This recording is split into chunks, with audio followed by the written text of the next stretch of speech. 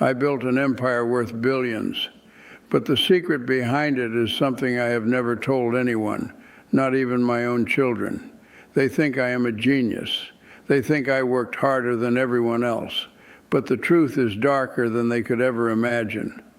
I was 17 when I first understood what it meant to be invisible. Not because I was shy or weak, but because the world had already decided I did not matter. My father died when I was 12. My mother worked 3 jobs just to keep us from starving.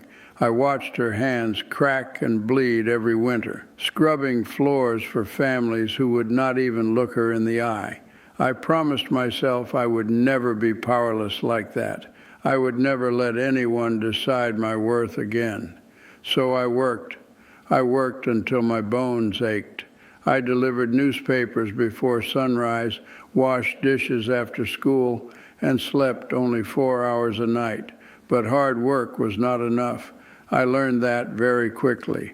The first time I applied for a real job, I was 18. I walked into that office in my only clean shirt, my resume folded carefully in my hand. The man at the desk looked at me for less than 3 seconds. He did not even read my resume. He just shook his head and told me they had no openings. I saw 3 white boys walk in after me. All 3 got interviews. I stood outside that building for an hour trying to understand what I had done wrong, but I had done nothing wrong. That was the problem. I learned something that day. The system was not built for people like me. No matter how hard I worked, no matter how smart I was, there were doors that would never open. So I stopped knocking on doors. I started looking for cracks in the walls. I found my first crack in a small warehouse on the south side of town. The owner was an old man who could barely see, barely walk. He needed help but could not afford to pay much. I told him I would work for almost nothing. Just let me learn the business. He agreed, and I watched everything. I watched how he ordered supplies, how he managed inventory, how he dealt with clients. I memorized every detail. 6 months later, he had a heart attack. He had no family, no one to take over. The business was going to die with him. I went to the bank. I had saved every penny I earned. It was not much, but I had a plan. I told the banker I wanted to buy the warehouse. He laughed at me. He actually laughed, but I did not leave. I showed him my numbers, my projections, my strategy. I spoke with confidence I did not feel, but I made him believe I knew what I was doing. He did not give me the loan because he trusted me. He gave it to me because he thought I would fail, and he could take the property when I did. I did not fail. I worked every single day for 2 years without a break. I slept on the warehouse floor. I ate 1 meal a day. I did everything myself because I could not afford to hire anyone. Slowly, the business grew. I undercut every competitor. I worked longer hours. I made deals others were too proud to make. But success did not come from hard work alone. It came from something else, something I am not proud of. I learned to use their prejudice against them. When I negotiated with suppliers, I let them underestimate me. I let them think I was just another poor boy who did not understand business. They gave me bad deals at first, but I took those deals, worked with them, and then slowly turned the tables. By the time they realized I was smarter than they thought, it was too late. I bought their contracts. I took their clients. I crushed them one by one. People started calling me ruthless. They said I had no honor, no loyalty, but they did not understand. Honor does not feed your family. Loyalty does not pay your debts. I did what I had to do to survive, and I did not apologize for it. By the time I was 30, I owned 12 warehouses. By 40, I had moved into real estate. By 50, I was investing in oil, steel, technology. I was unstoppable, but the guilt never left, because every step I took, I stepped on someone else. Every deal I made, someone lost everything. I told myself it was just business. I told myself they would have done the same to me. But deep down, I knew the truth. I had become exactly what I hated. I had become the man who looked at others and decided they did not matter. There was one deal in particular that still haunts me. a small family-owned factory on the edge of town. They had been there for 3 generations. I wanted their land. It was perfect for a new development I was planning. I offered them a fair price. They refused. They said it was their legacy, their history. So I did what I always did. I found their weakness. They owed money to the bank, not much, but enough. I bought their debt. Then I called it in. They begged me for more time.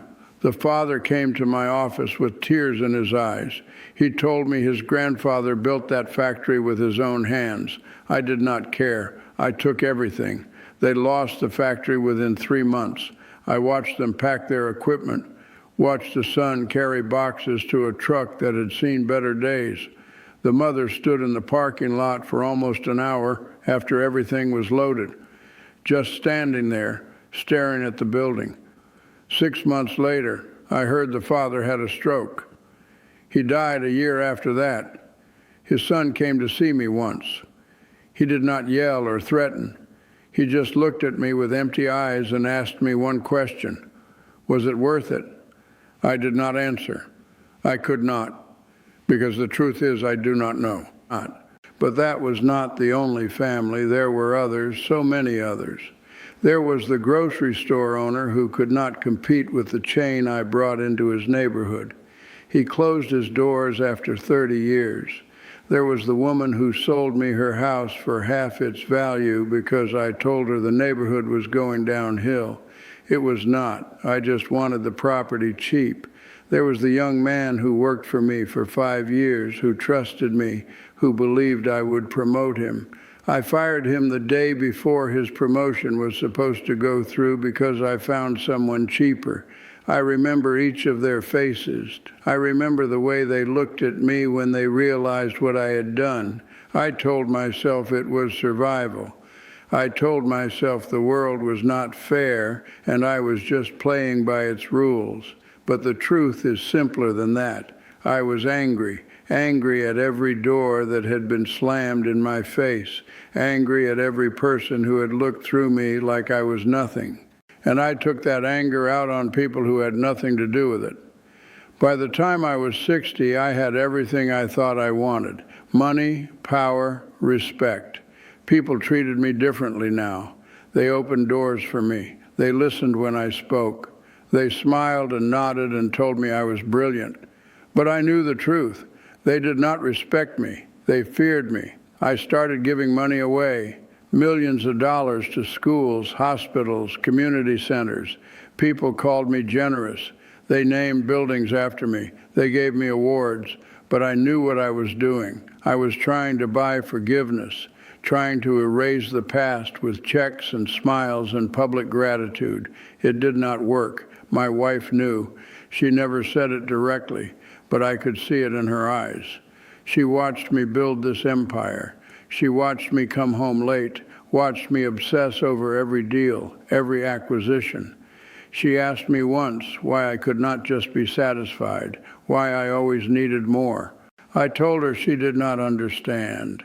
I told her I was doing this for our family, for our future. She did not argue. She just looked at me with this sad, tired expression and went to bed.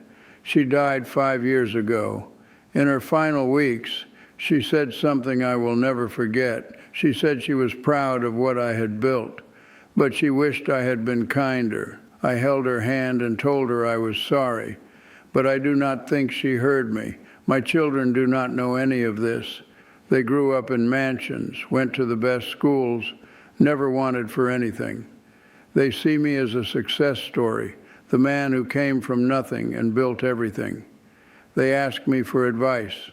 They want to know my secrets, my strategies, and I lie to them.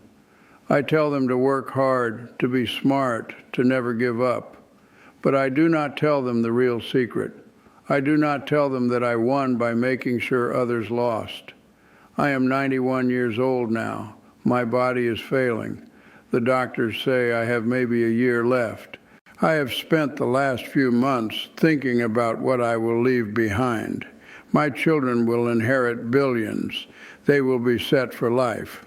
But what else am I leaving them?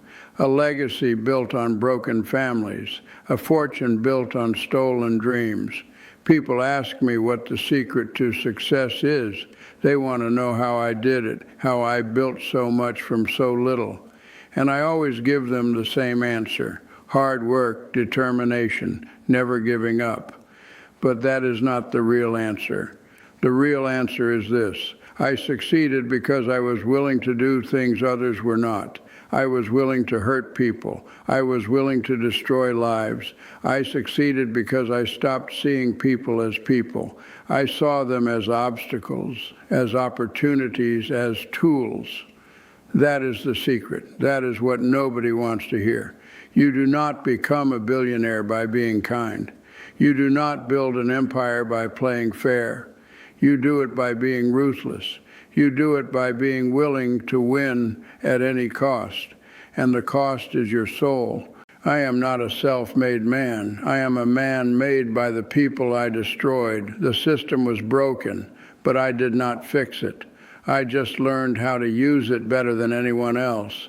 I built my empire on the backs of people who never had a chance, and no amount of money will ever change that. They call me a billionaire, but all I am is a thief.